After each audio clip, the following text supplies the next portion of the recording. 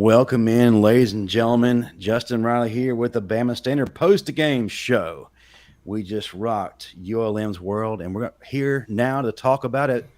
But before we do anything, I want y'all to go ahead and hit that like and subscribe button, jump in the comments, and hey, we got a live chat feature, so make the most of that too. But joining me for this post-game celebration, if you want to call it that, is Michael Barker from Week Zero Sports and Roll Tide. the living legend himself, Coach Smook. What's going on, fellas? Roll Tide, fellas. Roll Tide. What's Roll going on? Tide. Man, Yes, glad sir. to have y'all here. Man. Nice to have a win where we didn't have to really get our anxiety up. But, there's still a lot of things that we can look at. I'm sure there are things that, Coach Smook, that you saw that you didn't much care for and needs to be fine-tuned. And I know what Michael's going to say because we talked about it throughout the game too. But going in, before we kind of jump into everything, I had a few questions about our team. One, what was the level of intensity going to be going into this game, especially after this week? Were we going to come in with our hair on fire, or were we just going to come in, lethargic and doing just enough to get by? The other, what would this week's version of the offensive line look like? Next, would we actually run the ball? What would Bill O'Brien do? Would he show any kind of creativity? And also, what would we see from this week's version of the secondary as well? So, gentlemen, based on those comments I just made or questions I had, let's start with that first one. What kind of intensity level do you feel like that we played at this game? Coach Mick, I'll let you start things off, man. I was going to let Michael start, but man, it honestly, guys, I just honestly believe that the way that we're seeing this team develop is not what we're used to seeing, and even on the coaching staff, I look at how the coaching staff is meshing, and you see things are changing, things are coming together. I saw adjustments being made a lot sooner this game, but I will say that intensity is lacking on a major level, especially in like the trenches. You want your dogs, you want the action to be going down, you want the popping to be going down in the trenches, and it's not happening. It's not happening, and it's getting to a point like it shouldn't take a big play for guys to be amped up and ready to get at it. It should be every play you should be ready to get at it, and I really believe that it's got to be more than Will Anderson on the defensive side. It's got to be more than Dallas Turner on the defensive side. I feel like if you got a guy like Henry To'oTo'o in there, he got to bring something to the table, some energy or something that he doesn't. If that's going to be our defensive play caller in the middle of the defense, he has to bring that energy too, and he doesn't. So that's my personal opinion on just that level. So, well, on intensity, I think it was pretty clear that the offense didn't come out with intensity. It looked like they were playing in water at some points. Bryce was just going through the motions.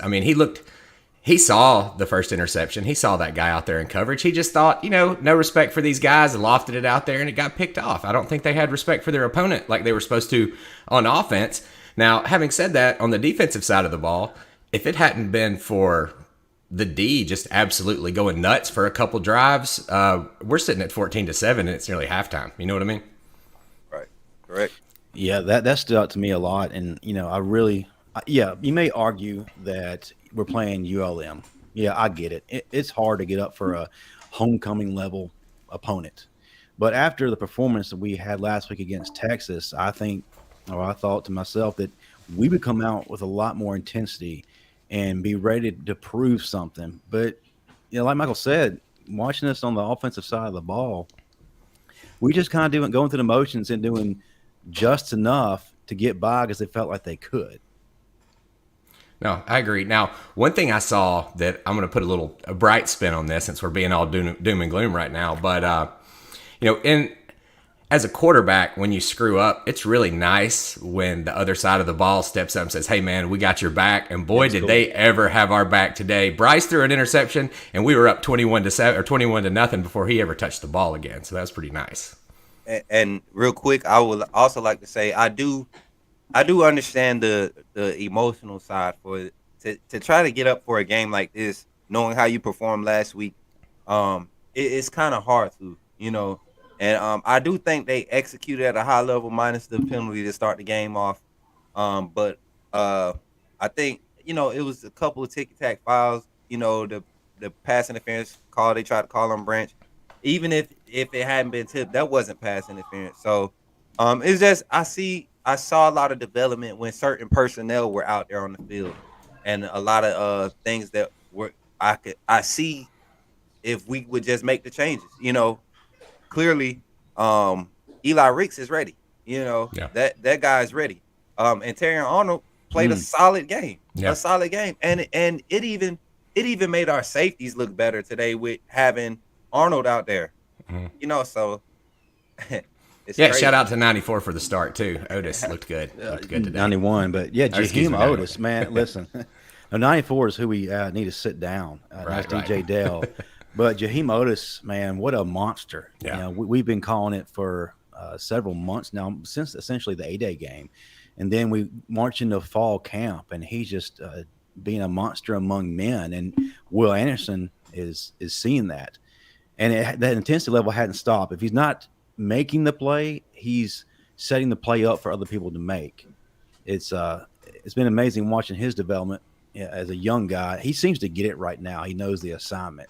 Like him, another young guy, if you want to call him young, Deontay Lawson. He was all over the field today, gentlemen. Man, that guy right there. When I say I don't understand, this is my gripe again, and I hate to be negative Nancy today, but personnel is a big issue right now with our team, and it's like clear cut. Like, you need to make this change. Lawson and Moody are your best inside options right now at linebacker. They're going to give you the physicality and make your DBs. I made a comment during the game. Make your DBs be defensive backs. Make them cover. Let your linebackers spy and fill. That's what this defense was built on. If you think about when we were able to dominate, we were able to maintain pressure with 3 to 4 guys and let our linebackers spy and gap. You know what I'm saying? Fill gaps. And you just don't get that with Toa. He's not filling anything. He's taking pressure. And it's not just him. I love when Otis is in there at the nose tackle. That's when we are, our biggest push. So, but I definitely do see guys executing on a different level compared to last week. Yeah, the offensive line's blocking scheme looked better this week, but I mean, granted, they're playing against second graders. I no offense to the team or whatever, but you're supposed to blow those guys off the ball and make giant holes for the backs to run through. They're not supposed to be back there still having to pick their way through the mess, And I don't know if it's a gel situation, and maybe that's probably it, because line is one of the hardest, things to get everybody on the same page. So maybe we're working on that and getting it going. I'm trying to be optimist here, putting my crimson glasses on and say, maybe it's coming, right? Because it didn't look good today, to be honest. I mean, you look at the scoreboard and you're like, Alabama blew them out. But if you watch the game critically today, it didn't look good for a long time. The second string played much better than our starters on offense. Tyler Booker especially, he's going to be a star. And he's a guy you kind of look at and think, okay, when is he going to crack that starting lineup? But being optimistic, first of all, gentlemen, we got to look at what the offensive line has gone through. Doug Marrone completely ruined them last year. Just call it what he is. It wasn't until late in the season when Joe Penry came out of retirement at 75 years old that we have any kind of hint of an offensive line. And he gets inserted. We play well against Georgia in the SEC championship. He's there for the playoff game. We do exceptionally well. So we move Marrone out. Then we get Eric Wolford in, who is arguably one of the best offensive line coaches in America. I mean, he was a nominee for the Joe Moore Award at Kentucky. I mean, at Kentucky, let that sink in. So he's an offensive line whisperer to me. And he's only been in Tuscaloosa how many months, guys? It takes a while to kind of right that ship. First, undo the toxicity left by the previous regime, and then kind of get things where you need to get going. He's got the talent there, and he's got the mind to do it. It's just going to take some time. But if this stuff's still going on game 5 or game 6, we may start asking questions, but I'm being optimistic as far as the offensive line. Game 4. hey. So I and just I hope you don't mind. Roll MF Tide just commented. Receiver still can't get separation. Man, I just wrote the same note. I love it. I was going to ask you: is that the case? Is it scheme, or is it the receivers not getting the separation? I honestly believe it's scheme. I do too. Anytime you have teams playing dominant zone. I mean, like they're not playing man. Texas played match zone last week. They didn't follow guys across the field. They were literally passing our guys off, and it's easy to do that when your route concepts are so elementary that all you literally have to do is drop back into your zone and wait for the receiver to come back to you. And if he begins to slow down in his route because he doesn't see you moving, he's about to sit, it's easy for you to jump that. And it's not the offensive line not giving Bryce time. It's just literally. Oh, he had all day. He had all day on some plays and nowhere to throw the ball. It's mind blowing. And it's not I can go back and I can show you 7 plays in the first quarter where Ja'Cory Brooks had his man. If there was a scheme, if there wasn't a route coming to him, then he would have a man beat. Mm-hmm. But it's like, okay, Burton's not getting jammed up out the slot today. I didn't see him get jammed up not once out the slot. But where's his freaking squirrel routes? His whip routes coming out of the slot. Quick routes to get the ball in his hands and get him into making plays downfield. And you just don't see it from Bill O'Brien. So I don't blame the receivers wholly because when they get chances to make plays, they make plays. Ja'Cory Brooks, Holden, they make plays.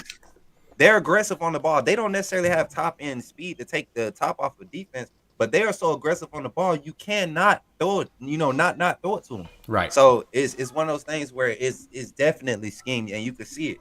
It's like the defense, they just sit there and they just absorb what we're throwing at them. I know Justin's tired of hearing me say this, but it feels like Bob doesn't think that you can get mismatches in college, and that's the name of the game, right? And if you go watch Sark, Kiffin, those guys call plays, they're throwing to wide open men out there. We're contested all the time. We have to throw perfect passes. It's like we're in the NFL, but we're not. Why are we playing like we're in the NFL when we're not?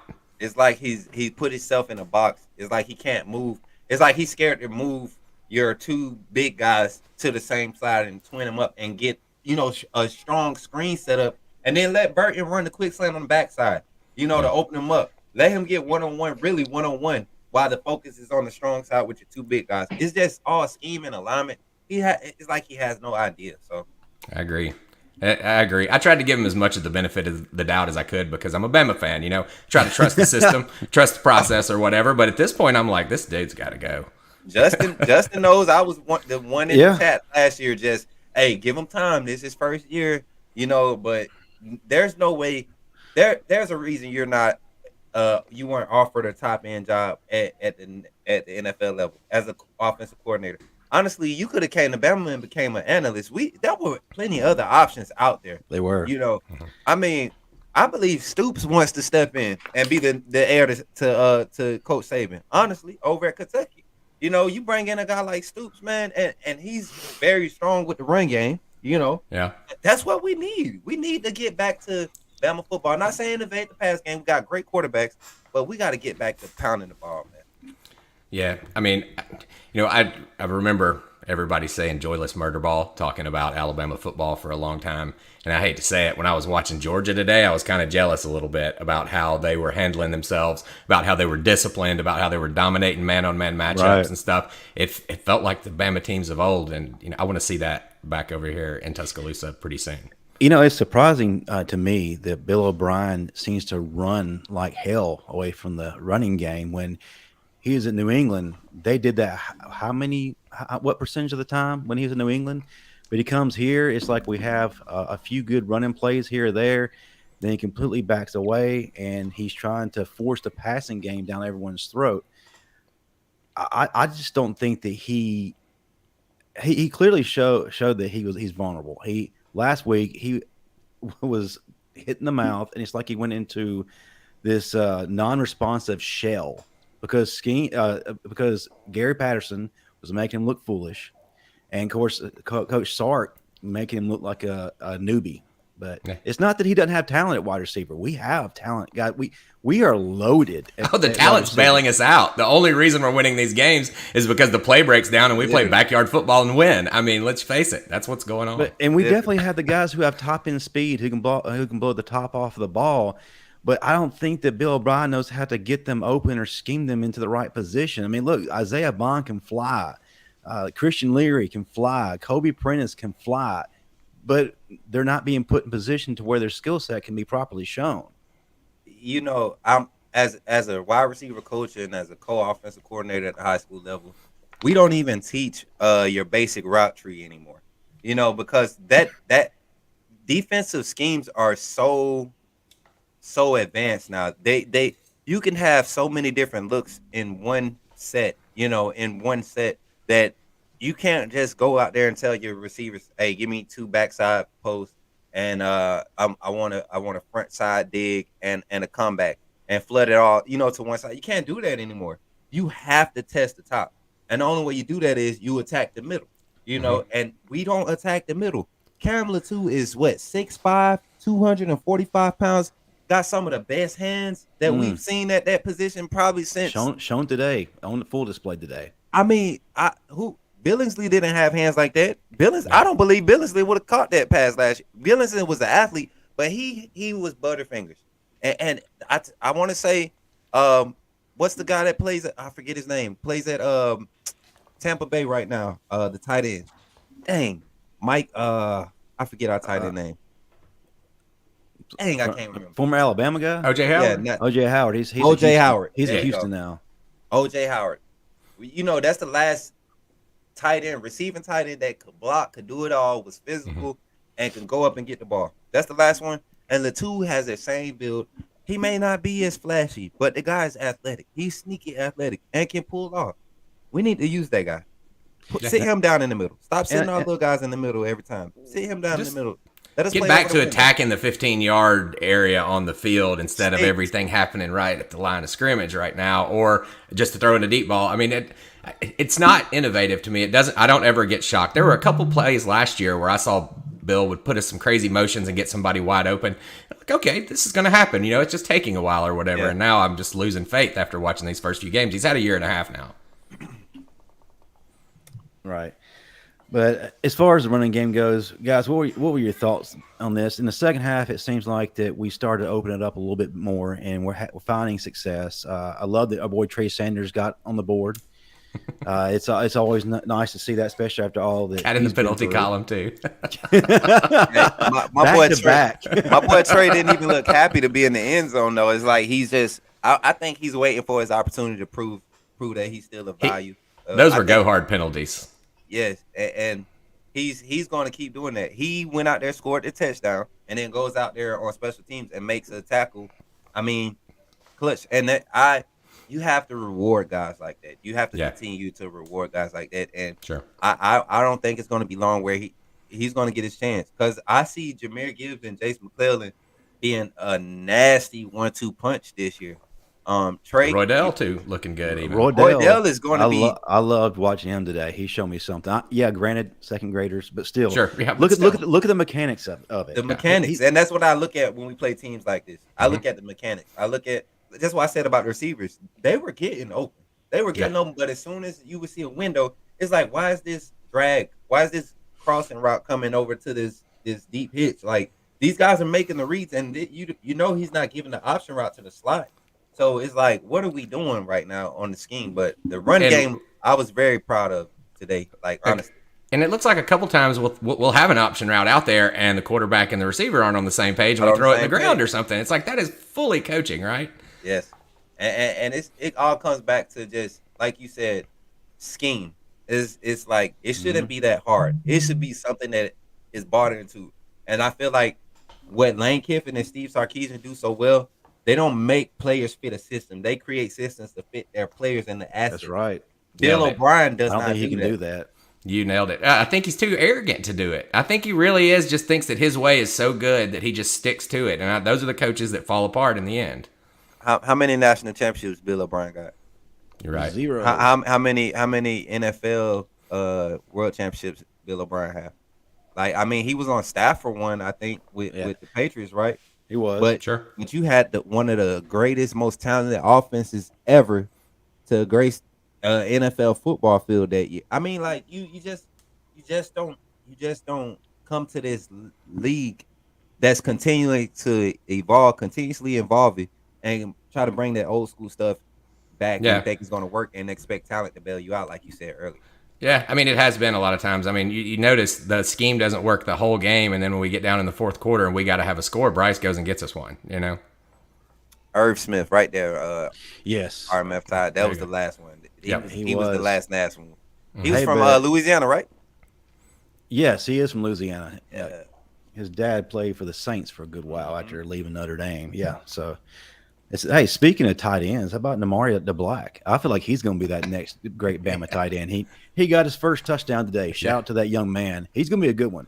Yeah. Slide that boy out to the X when we get in the red zone. I was about to say I thought he was a receiver. I didn't even know he was a tight end the first time. I was like, when did Ajayi Hall come back? Like, right. Hey man, I like him in that jersey too because I needed to get that out of my head. Correct. I mean, he's long. The guy is long. How tall is he? 6'4", 6'5"? Yeah, And 6'5". man. Well, maybe even taller. But yeah, he's a specimen, and he's definitely going to fit the mold of the tight end that Alabama's used to. He definitely has the speed. You know, a lot of people kind of come down a little bit on Latu because he's not quite as fast as what we're used to. But the fact is, what y'all mentioned earlier, the guy's going to fight for the ball. He's going to attack it. And he's consistent. Yeah. He's consistent. Latu, he's going to do his job. Alabama offense can be having a horrible day, but it's not. I guarantee you it's not going to be because of Cam Latu.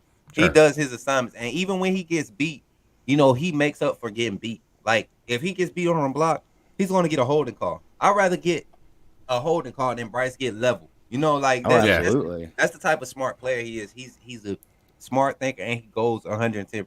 So, well, what was the brightest spot that you guys saw today? Because I mean, we have to obviously be a little critical on days like today, right? But there were some things that excited me. What do you guys got? First of all, I know it's not a popular position on the field, but special teams. Oh, good gosh. Non-offensive touchdowns. When's the last time we seen that, fellas?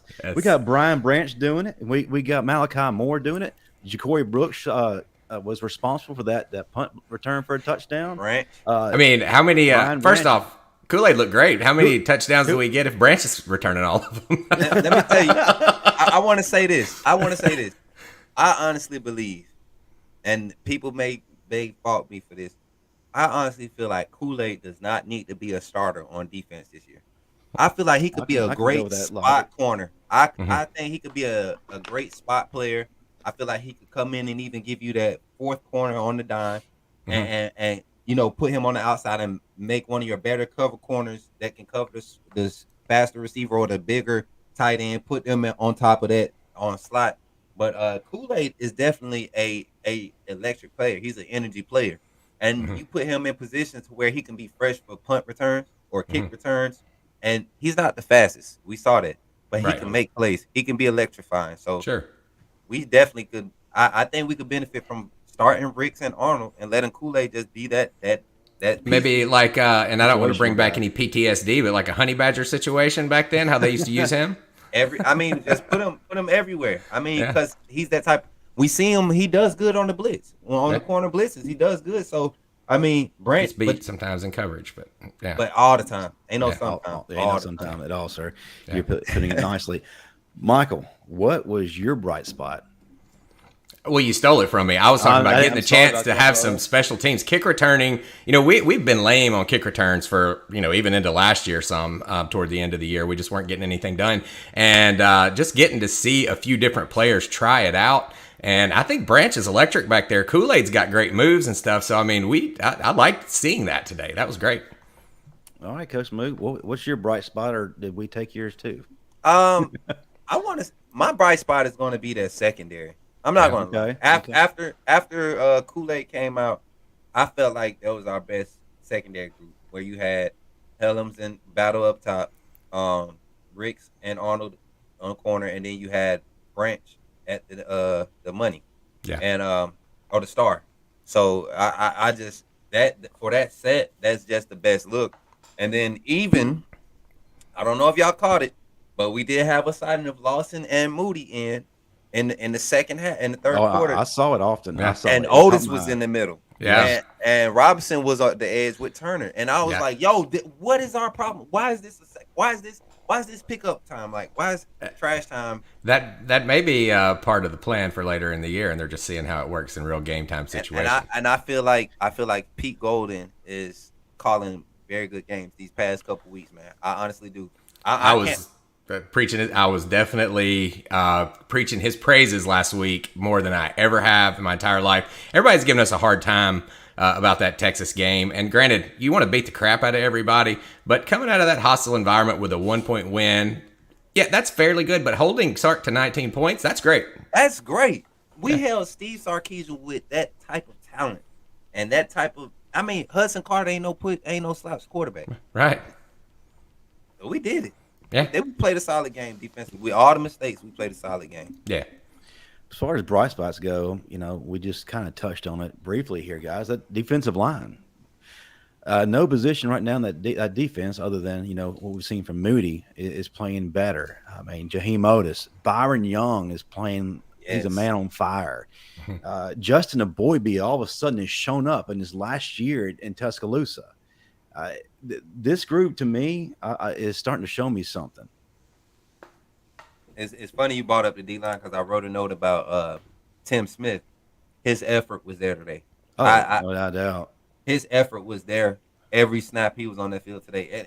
And today was one of those days where I wasn't necessarily watching the ball. I was watching, I would take a few plays and watch Toa. And I'll take a few plays and watch this player. And, Tim Smith effort was there. I mean, the defensive line rotation is so deep. We have to implement that on a consistent basis. 7, 8 deep. We have to do it. Yeah, without a doubt. I mean, these guys, I don't know what it is, but it seems like they had this chip on their shoulder this year. And you can see it in every single play. Like you said, man, their intensity is not being questioned one bit. Now, if they can just kind of filter over, to a few other spots, we can be in business, I feel like. I mean, Anderson's like a dog on a leash out there, just keyed up. It's like it fed him gunpowder. He's just about to blow up every play. He can't even stop himself from blowing somebody up after they've already been tackled. You know what I mean? Hey, and what about a pick six? Of all the accolades Anderson has, he finally has a pick six. And with that pick six, did you see that stiff arm, guys? Yeah. They showed us some offensive skills there, right? We're like an old Marcel Darius in the national title game. He said he always wanted to catch a fade route, but he'll settle for the pick six. So I think he's happy right now. Yeah, man. No doubt. I honestly believe, guys, that we're hitting a turning point as far as development, and things are starting to shake out and unfold. It's all up to our coaching staff to make some real. I honestly believe it's personnel. Even with Bill O'Brien's scheme, as trash as it is, personnel. Get Seth on that at that first group at center. Get Seth at center. Look, as much shit as we give B.O.B., he put 41 on that vaunted Georgia defense last year, right? I mean, and it's like. But was it because of him, or was it because of Jimmy? Well, no, it's because he was playing in a game that's good for him. He's used to that NFL shit where everybody's even on, up, and there's no advantages, and you just have to go out there and play the game. Yeah, and that worked for him. I mean, I firmly believe that's how it is. He's good for that game. What they did in the national championship, they came back and schemed against that. Instead of trying to match us talent-wise, they schemed. And then once J-Mo went down, okay, now the talent is back even. We know you don't have the advantage with the secondary no more. We know your O-line is still going to give us still going to hold us up, but we know you guys can't separate right now. You don't have the experience here, and that's how they capitalize. So Bill O'Brien has to learn how to scheme, or we're going to be stuck. Just find one mismatch for me next week, Bill. That's all I'm asking for. Just one. Just one. I want to see you throw to one open receiver that's standing by himself. It's Vanderbilt. You're going to have 20. Different mismatches. You're going to have so many mismatches. Hey, man. Listen, Vandy is quietly 3-1 right now, guys. Mm-hmm. Well, hey, for Vandy, hey, listen, I know it's Vandy, man. I know it's Vandy, but they don't get a whole lot of pop very often. And when they do, we got to give them their due. Currently ranked above LSU in the SEC. That's all I care about. This is true. But if Nick Saban wanted to go and force the run game for a game, I think it's going to be Vandy, being that Tyler Steen is going to be going up against his own team. I'm glad you brought him up. Let me ask you a question, guys, and be honest. Do you feel like Tyler Steen is a good fit on the offensive line? He just doesn't look comfortable out there. He's getting schooled quite often. I don't know if it's just because he's not used to the guys around him yet, or it's taking him a little bit of an adjustment period. But I'm not really buying into him. Now, a lot of people were high on him coming in the offseason.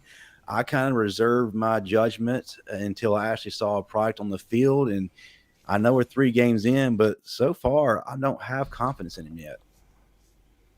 Go ahead, Mike. Well, it only takes one guy to ruin the whole damn offensive line. One guy screws up, it looks like everybody screwed up, right? And I don't know if he's the fault of it all the time, but he is sometimes. I'm not an offensive line expert. You can tell they're just not communicating well up there sometimes. And today looked a lot better than last week. Now, granted, there wasn't nearly as many screaming Texas fans and all that jazz, right? But, I mean, I feel like they got a little better today, to be honest. Just can't tell much from that game, but they looked like they were in the right spot where they were supposed to be sometimes. Yeah. And J.C. Latham, another guy that's just performing very well, so I got no gripe about him. But at center, Darian Dalcourt is just not it for me. Seth McLaughlin has been the guy ever since he stepped in the Auburn game. He's been a man that has just played relentless. He brought stability to the offensive line last year. We got better when he came in last year. And he's an intense guy. He reminds me of Landon Dickerson, just not quite as big. But that's what you need on that line. You need that blue collar, I will mess you up kind of mentality, and he's got it. So my question is, why are we not pulling the trigger to get him back on that offensive line? Hopefully, not hopefully, but as you saw, Dalcourt got injured today. And he's one of those guys. He's going to milk an injury, and I never encourage players to or talk about players and injuries. Never say what a player can tolerate, but everybody's hurt during the season, and that was one of the things that was spoken about him last season, dealing with his injury last year. He never gave full effort because he had this mental block by the injury, and right now we don't need somebody out there that's injured with the mental block. We don't need that. Give somebody that's ready, that wants to go out there and going to give the effort. And we all know football is really effort. 9 times out of 10 is effort. You can be talented, but if you give that extra effort, you're going to more than likely win that play. And we don't see that with Dalcourt a lot. The play he got injured, you could tell he was injured. Everybody's calling for him to come out. He didn't want to go out. He goes in there, snaps the ball, puts his arms up, and literally falls forward. Doesn't block anybody, literally just falls forward. Luckily, we have an athletic running back that can jump cut through a hole that's not even big enough to run through. But it's just one of those things. You gotta. I feel like we got to get back to checking guys' egos again, and that's where we're at. Let me ask you a question: Jahmyr Gibbs, RB1 or wide receiver 1? Because it seems to me like he is doing the majority of his damage, catching the ball. I mean, the man's electric. But what are your thoughts on that? And if you had to put the order of running backs, what would it look like for you guys? I'll go with you, Coach Smoot. I'm going RB1 Jahmyr, because of what you can get from him.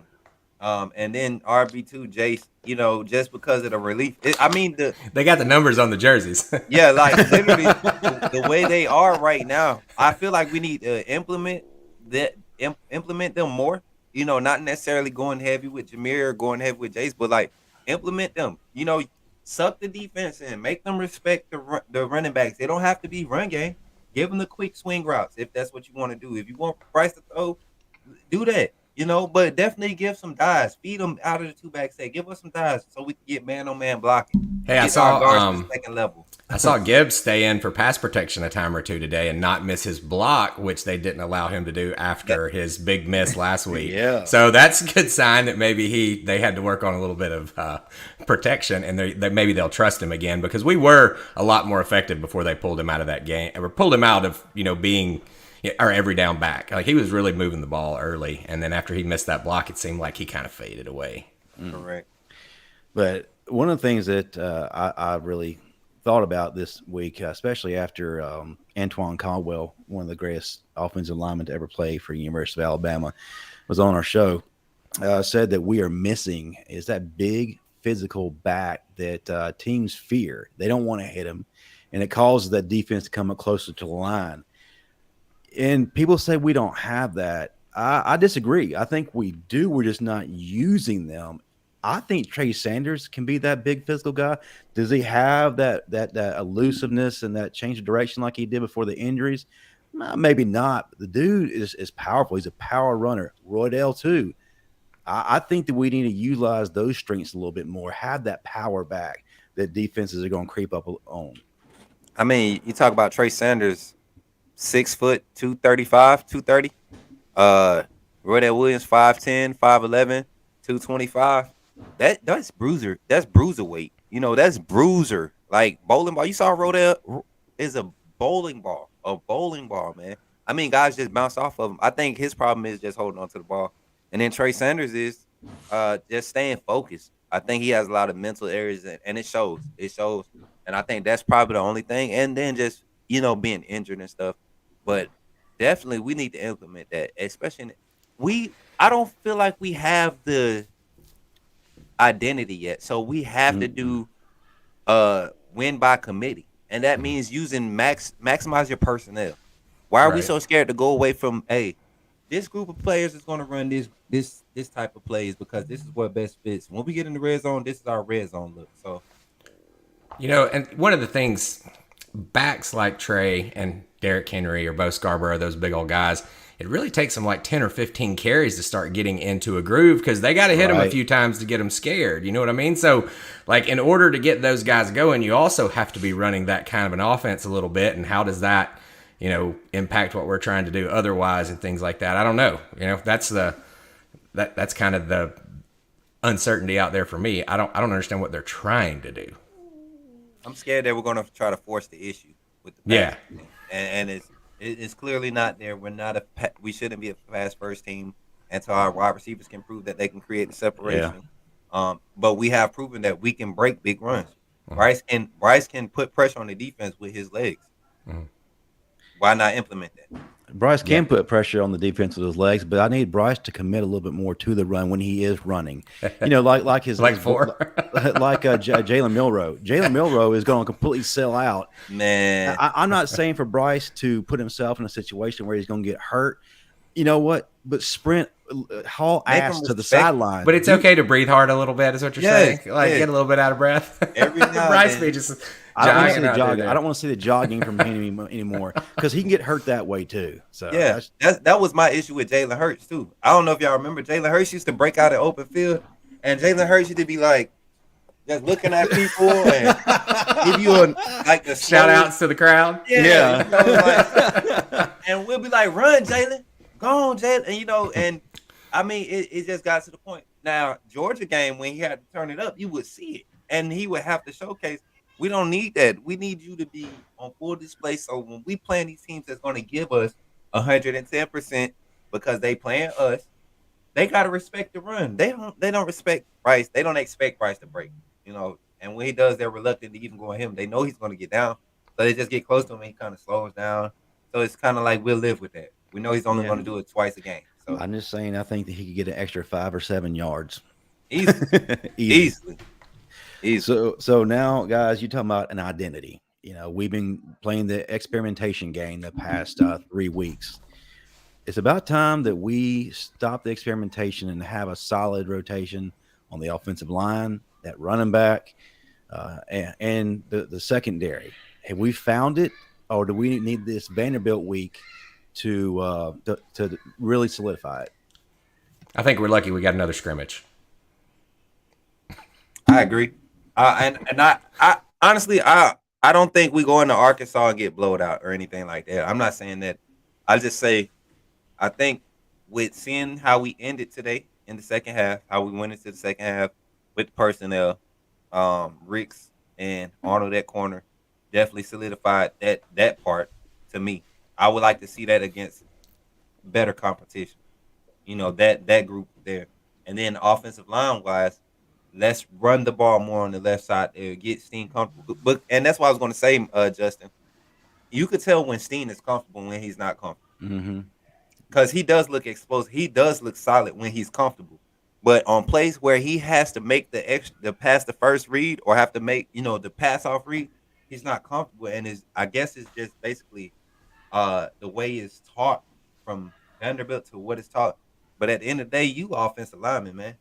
Protection. Is protection. Eyes on the swivel is basic. I'm not an offensive line coach. I've never had to teach an offensive line, but I know good offensive linemen have active eyes, and you can tell when they have active eyes because their heads are moving. His head is not moving when he's not comfortable. He's stuck here. So I got you.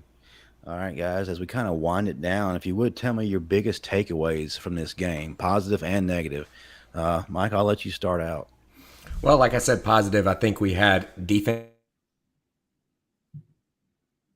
and I like seeing that from that whole side of the field. I think they're going to keep that up, and they're going to do a lot of bailing us out for the rest of the year while we're figuring out this offensive line stuff.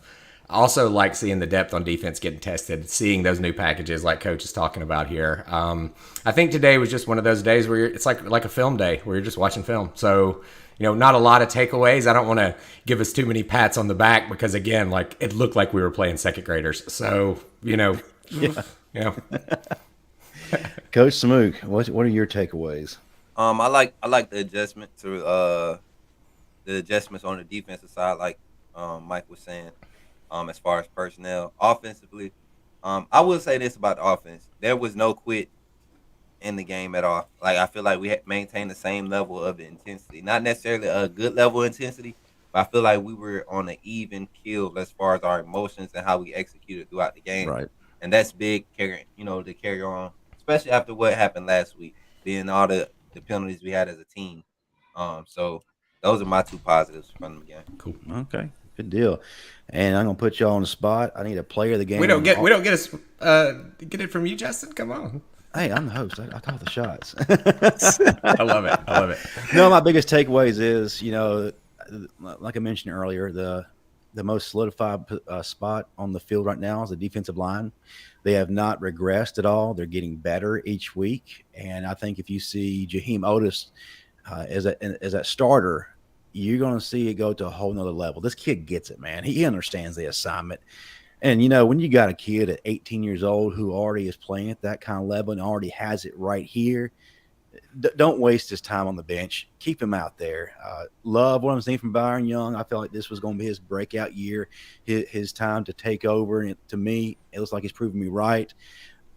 I'm reluctant to say it, but Justin Eboigbe has shown me a lot more this year.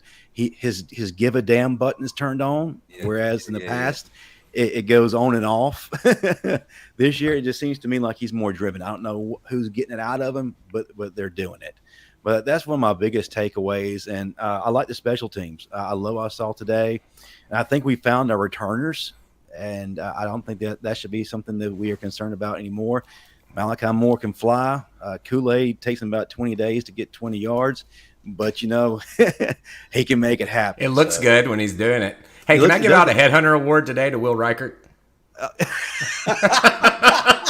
We can give the biggest whiff award. Hey, my boy was looking like a water boy out there. I thought he was about to take somebody out, man. All I want him to do is get in the way. Don't let him touch you, dude. You kick too good. I need you kicking. I've had too many years of PTSD for that. But yeah, now let's get a player game from both sides of the ball. What you got, Coach Smook? For offense, I'm gonna go with Dang, that's a tough one. On offense, tough. I'm gonna just go with the running back room. Yeah, I'm gonna go with the running back room on offense. Like I said, I wasn't too happy with Bryson, but the running back room as a whole did good. Like I said, I thought it would be by committee. Defensive wise, I'm gonna go with Terrion Arnold. Yeah, he played solid today, like the whole game. I think he had 3 passes that he had to contest. He was great on run support. Was even getting held at one point when they did break it off. Didn't get called, but he fought through it. Still was in on the tackle. Even though Toa should have had it before it even got to his level. We're not gonna talk about that part. But Terrion Arnold on the defensive side. All right, awesome picks, Mike. Yeah, no, you stole me on the whole running back room. I was wanting to get to that before we even got to the end and talk about how I went into this week not feeling super good, but thinking, okay, we're all right, and I feel a lot better about our running backs after today. I mean, they all looked really capable. We got some depth. We've got some meat in there. That's great. I love seeing all that happen, and I want to give it to my boy Will. I don't care how lame that is. Dude he's badass. He did it, man. He got his INT today. He got his pick 6, man. He gets it. Check, stamp, helmet. Yeah. I'm gonna copy you guys on the offense because I can't sit there and pick just one running back because each of them brought something to the table today. So I can't take anything away from that, and there's no sense in going any further. As far as my explanation goes, you guys did a great job covering it. Defensively, man, gotta go with Deontay Lawson. Young kid making the most out of his opportunity. Dang, I thought to say that too. All over the field, good call. He's a beast, and I think that he is playing himself into a more prominent role, and that's something to definitely watch for the next few weeks. So I'm scared they might replace him. They might move Moody, and I don't think that's the move. I think you literally have to get Lawson and Moody out there just for the physicality and the energy aspect. Like, you can move Moody to middle. That's what I'm saying. Move Moody inside to middle and let Lawson play weak. It's man, I want to see that. That would be awesome to see that start the game off with Moody, Lawson, Arnold, and Ricks on that second level. That would be awesome, man. Oh, no doubt. All right, guys, before we close up shop, I'm going to let you go around and tell us what's up next for you and for your individual podcasts and how people can find them, all that good stuff. Michael, if you would, man, tell the folks about week 0 and where they can find all of, first of all, the articles. If y'all hadn't read the articles on the website, thing of beauty. And their podcast, amazing. But I'll let you do all that, man. Sure. So we got a podcast called Week 0 Sports and Other Stuff. It's me and my guy Petty. He's an Alabama grad, but grown up an Ole Miss fan. So it's kind of a little weird dynamic we got going on there. We talk a lot about sports betting, and we talk a lot of shit too. So it's kind of it's a little bit less buttoned up than a show like this one. So pretty cool stuff. We usually drop that thing on Thursdays or Friday mornings of every week. So you can go to week0sports.com and take a look there. We're on all your favorite podcast apps, and you will see our articles, which will be scrolling across the page right there, and all the insanely crazy photos we make to go with those. So love to see you guys over on our show, week0sports.com. Thanks for having me over here, Justin. I really appreciate it. You forgot one thing. Your Saturday morning show. Yeah, leave something for you, right? But you're the host, so I'll figure out, give it to I will throw that out there too. We haven't done it this week or last week because we've had sicknesses, but we have the Saturday morning pregame show, and we throw that thing out about 30 minutes after game day kicks out, and we go for about an hour so you can see the good parts of game day. First 30 minutes, pretty good. Last 30 minutes with the picks is pretty good. All that mushy stuff in the middle usually sucks, so we're right there for you to pick that up, and we usually have a cold cocktail to go and talk about that a little bit while you're there, so it's a lot of fun. It's me, Justin, and our guy Petty, and we look forward to seeing you over there. Coach Smoot, save the best for last, brother. Go ahead. Nah, not the best. But so what I got going on, I'm a gaming content creator on the daily. I do gaming content on Twitch, Facebook, and I upload on YouTube daily. But as far as sports talk, I have a new segment, a new podcast, not necessarily podcast, it just be a live segment. I'll be going live every Sunday evening to talk about just the sports world in general, not just Alabama football. Mostly Alabama football because a lot of my followers, they are Georgia fans or they SEC fans, and they always come to my Warzone chat talking about Alabama this and how trash we are, whatever. So definitely going to be launching that this Sunday. I'll be doing my first 15-minute segments, short segments, basically trash talk. Me expressing myself as a fan and having knowledge of the game and just sharing my opinion on different things that's going on in the sports community, football, basketball, whatever it is, whatever's hot for that day, that's what we'll be talking about. So, yeah, y'all check me out. I'll be on YouTube. You can find me at Coach Smook on all platforms, TikTok, Twitch, Facebook, and YouTube. And definitely, fans, listen in for his phone calls on TDA for In My Own Words, and then also the post-game show. They are a thing of legend. So call me controversial coach. That's what they call me, controversial coach. So, that's it. Yeah. And I guess that leads with me. I am the host of the Bama Standard, which is every Tuesday night at 6 p.m. Central, 7 p.m. Eastern on Touchdown Alabama Magazine's YouTube channel. You definitely want to get in on that. If you're a fan of things that are politically correct, then we're not for you. We're going to tell you how it is and spare no expense. Matter of fact, when it comes to talking about our defensive coordinator and offensive coordinator, our co-host Marvin Constant is very vocal about that. Matter of fact, if you support his movement, he actually has some Fire Pete shirts for sale. Also gets a regular call from the Alabama Athletic Department. He does, pump the brakes, actually. bro. Pump the yes, brakes. yes. But our show is not politically correct. We're 90% nonsense, 10% actual sports talk. And we also have some Alabama legends there on every week with us as well. This coming Tuesday, if you're a fan of the wide receiver room, we talked about that tonight. Well, we have a legend. Freddie Millens will be joining us this Tuesday. He's one of the most electrifying guys to ever do it. Whoa, that's one of my faves of all time, Bama receivers right there, man. Oh, no doubt. When you talk about the greatest at that position ever do it, the deuce always comes first. Man. But then Freddie Millens is somewhere right after that. So felt good to take down Florida in the swamp back then. Yes, oh no doubt. Man, if he wanted to run for public office at Alabama, he definitely would win the vote running away because of that game against Florida. So we're definitely very grateful for him. But yeah, that'll do it for us, folks. Thank you in the chat. First of all, thank y'all for coming in and commenting, letting us know what you think. Great game today, guys. There's some things we need to clean up still, but it's a win and it's a blowout win, and you expect it to be such. And more importantly, no injuries. So right, that's a huge positive. That's what I was going to say. Huge. No injuries, no crazy injuries today. And that was big. That was big. But yeah, if you're still in the chat, go ahead and hit that like button if you have not yet done so. If you're watching the replay, drop your comments down below. Let us know what you think. Well, that'll do it for us. Roll Tide, guys. Roll Tide. Fella.